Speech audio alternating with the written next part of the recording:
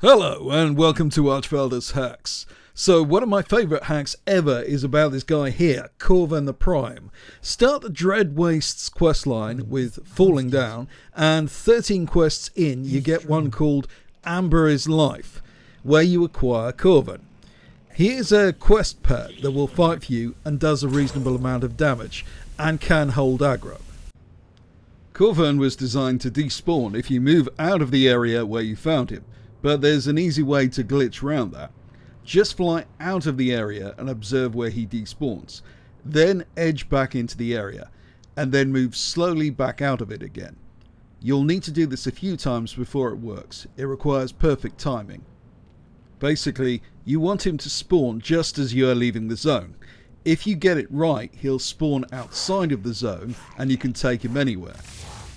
I spent an extraordinary amount of time questing with this guy in original Mists of Pandaria. It was a lot of fun.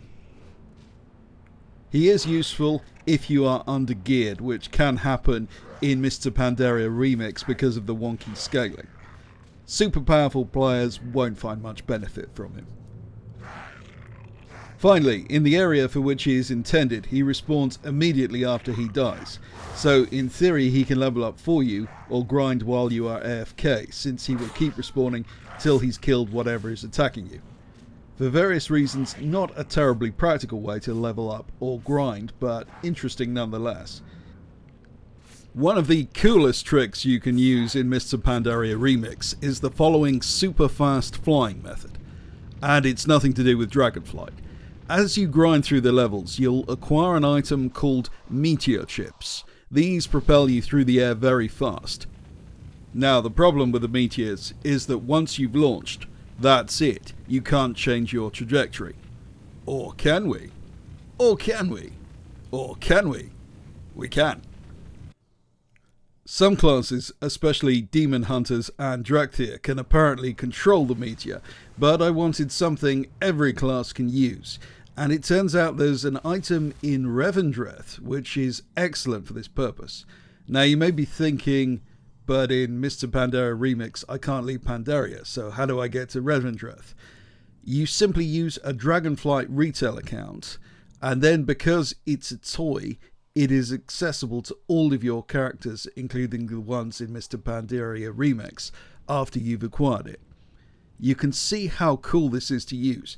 It is faster than Dragonflight and crucially can be used in no-fly zones, such as the Isle of Giants, and it is especially useful in the Timeless Isle for getting to all kinds of places. Now, here's a really useful one. If you do Mists of Pandaria Remix for any length of time, you'll end up soloing dungeons and raids, and in most cases, there's no route out of the dungeon when you complete it, so you have to run all the way back to the entrance, which wastes a lot of time. Now, it's well known by now that you can return to the start of the dungeon by the use of the following method. Before you enter the dungeon or raid, go to Mokshan Palace and enter a scenario by talking to this panda here, then teleport out and go farm your raid or dungeon. When you've completed farming the raid or dungeon, teleport to the scenario and immediately teleport out, and that will usually place you at the graveyard outside the raid or dungeon you've just been farming. Now, this strategy is fairly well known to the gold-making community by this stage. However, less people know that the best scenario to use for these purposes is Blue Moon Festival. This was a discovery made by the YouTuber Nerve Gorilla. The reason being is that Blue Moon Festival has a mailbox, which allows you to sort out your inventory and any items that have been sent directly to your mail if your bags were full, which is really useful, especially in Mists of Pandaria Remix. Some of the trash in Mists of Pandaria dungeons or raids can be reset, allowing you to farm more bronze and or threads much more quickly than you would otherwise by increasing the total amount of loot available. See these stone lions here? If I kill a bunch of them and then reset combat, I'm using Feign Death but any combat reset will work, watch as they all respawn. Now, if you could do this indefinitely, this would literally be the fastest possible way of acquiring bronze and threads, and indeed in retail, gold.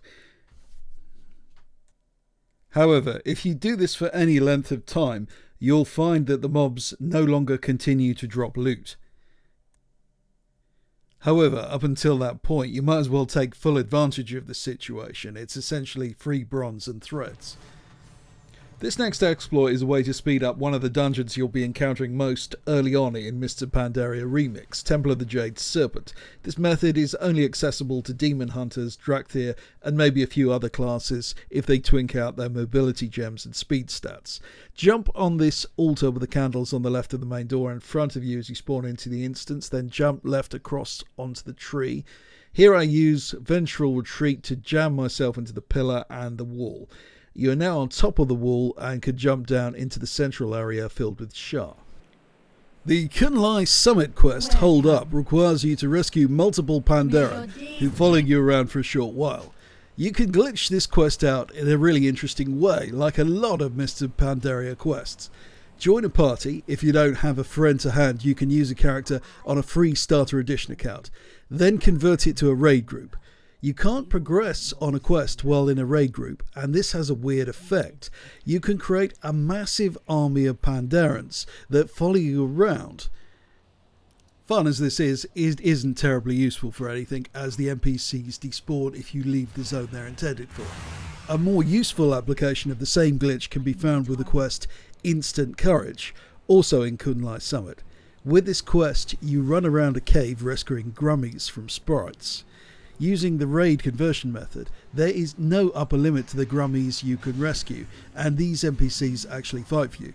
They are not very strong individually, but if you get enough of them, they are a significant DPS increase while leveling. I did a lot of my leveling on this character on this quest. It's a good option if you just don't want to think too much, as it is comparable with questing or dungeons in terms of experience per hour generally. Unfortunately, you can't get infinite grummies, as they do despawn individually after a while. Here's a truly game-breaking exploit. Did you know there is a raid boss in Mists of Pandaria which can be killed continuously, which can be killed infinitely, every half an hour per character, using a secret reset technique, even after you've completed the whole raid? Unfortunately, if I said the name of the raid boss on a public video, then Blizzard would definitely hotfix it. So you'll either have to figure it out yourselves, or alternatively, you're very welcome to join my Patreon.